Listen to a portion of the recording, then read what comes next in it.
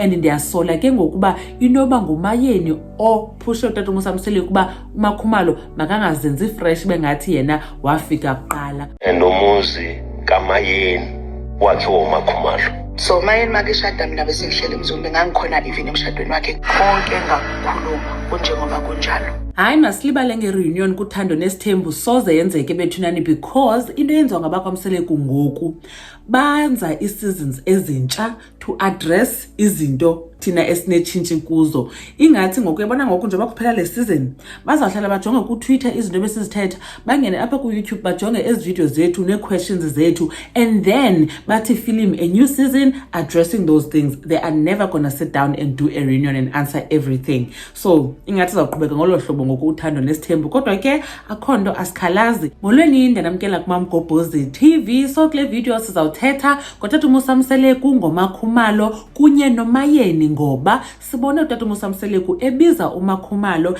embuza ngento awayethethe ku season 6 and it was episode 11. Utata uMosamsele ke uthi uMakhumalo kufuneka elungise indlela awayebeke ngayo into yoba yena wayesemtshatweni kamayeni. La episode babethetha ngento edibene noMasawule kunye negalelo lakhe uba kwakhiwe pha eMzumbe but ke ngelishwa uMasawule waye wasweleka then ke eMzumbe kwakhiwa kunyaka olandelayo and then ke uMakhumalo owayesenza lonto leyo. Uthi ke utata uMosamsele eMzumbe kwakungekho nkosikazi and then ke after uMakhumalo elotyoliwe uyanguye ke ngoku osemzumbe. Uthi uMakhumalo ngokufika eMzumbe wafika kukho umzi kaMacele qha nawo ungekagqitywa then wakhiwa ke umzi kaMacele wagqitywa baqonda ke ngoku kuzawuhlala umayeni kuba umayeni kwakuzawufika yena uMakhumalo wayesepha already and then ke ngoku kwathiwa mawuyeke bengumzi kaMacele noba akekho then kwakhiwa umzi kamayeni. Emveni kuba kugqityiwe ke ngoku kwakhiwa umzi kamayeni kwaye kwakhiwa umzi kaMangwabe wagqitywa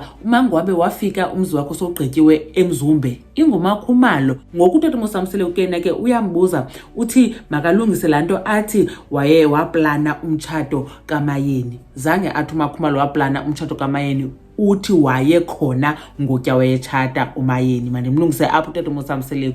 UMseleku ke uthi uMakhumalo isizathu soba athethe lanto ayithethe ngolahlobo ayithethe ngalo ufuna ukwenza ngathi nguye owafika kuqala kunomntu wonke pha kuye. Ayiwani bayonyani na ngoba kaloku uMakhumalo sesukusivezela uba yena utata uMosamsele wemfuna kakudala esengumntana omncinci wesikolo emane sithi kuye makoti then ke ngoku ke siyayazi ukuthi after gqibe imatric waba yiPA yakhe bethandana while ehleknye noMasawule. So as much as bengafuni ude baziveze izinto ngoba kaloku sizawubala ndithi siyayazi iminyaka kaMakhumalo ithini. So once basivezele ke ngoku kakhulu izinto sawubala mhlawumbe ufumanise kuba mhlawumbe wekunye naye underage asiyazi kodwa ke wayimela into yakhe uMakhumalo ba yena lanto ethethileyo inyani and yena nomayeni bayazana bazana. Uthi yena uMakhumalo wayegirlfriend katata uMosamsele nomayeni wengakabi nguye unkosikazi. As a result baye baba ne-encounter bona bobabini ndathi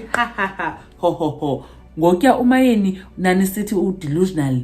Wathi kaloku uMakhumalo umayeni udelusional umane sithi abantu bathethe izinto okanye benza izinto balibale kwathini into ye-encounter ke ngoku kwenzeka ntoni because uthi wayeyigirlfriend nayeyigirlfriend babesazana ngoba baye baba ne-encounter but ke isezawuvela hopefully next season because ke akuzobakho reunion that's for sure but kancane kuzawuvela lento uShibase wesithi abantu benza izinto and then ke ngokuba act innocent phambi kwe-cameras okanye phambi kwabantu then bathi abantu ba-delusional and ndiyasola ke ngokuba inoba ngumayeni ophushe utata uMosamsele kuba uMakhumalo makangazenzi fresh bengathi yena wafika kuqala. Umayeni kaloku simaze as umntu oba yi-girlfriend katata uMosamsele before atshate onke la makhosikazi siwaziyo kodwa ke sizayibona kakuhle yonke le nto ku-episode 14 xa beyithetha. Khanikhe nitsho ke nina ke uba nicinga ntoni ngale video. Mamgobhozi uyanibona kwivideo elandelayo. Bye.